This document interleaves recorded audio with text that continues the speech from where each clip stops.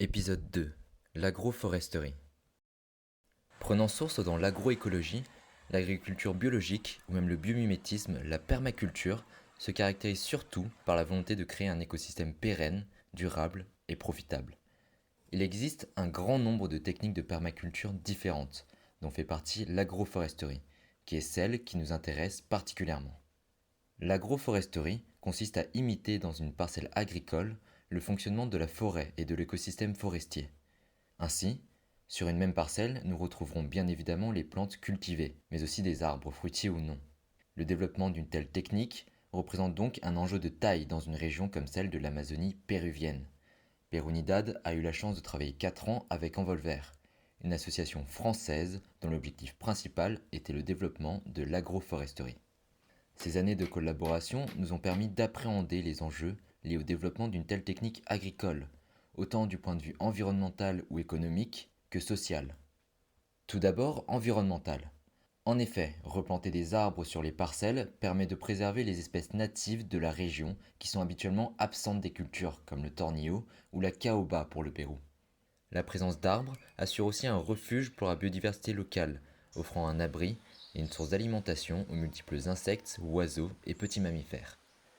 De plus, dans la zone montagneuse où nous travaillons, les racines des arbres protègent efficacement le sol de l'érosion, qui est très intense. L'agroforesterie présente aussi des avantages économiques majeurs. Les arbres fruitiers peuvent assurer une rente à l'agriculteur grâce à la vente de leurs fruits, de leurs graines ou encore de leur bois. Ainsi, l'agroforesterie assure par nature une diversification des revenus et permet donc une meilleure résilience à ses adeptes. Cependant, certaines essences avec lesquelles nous travaillons n'étaient ni des fruitiers ni exploitables pour leur bois, mais ils rendaient de précieux services écosystémiques. Rétention de l'eau, protection contre le soleil en faisant de l'ombre, protection contre les maladies, car plus grande est la diversité d'une parcelle, moins celle-ci est vulnérable aux maladies. Ou encore une augmentation de la fertilité des sols, c'est-à-dire une meilleure santé du sol, et des apports de nutriments par la chute des feuilles, des fruits, ou encore les déjections des animaux vivant dans l'arbre. Enfin, l'agroforesterie revêt une dimension sociale très importante.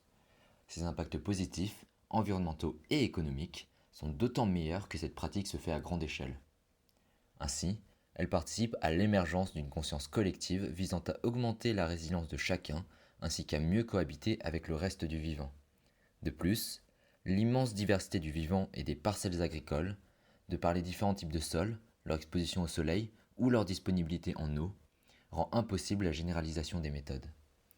De fait, l'agroforesterie est une technique reposant sur l'échange de connaissances au sein d'une communauté et repose sur un apprentissage par l'expérimentation. Au terme de notre collaboration avec Envolver, nous sommes entrés en contact avec Carlos et Magali du projet CEA, qui compose une parcelle d'agroforesterie démonstrative.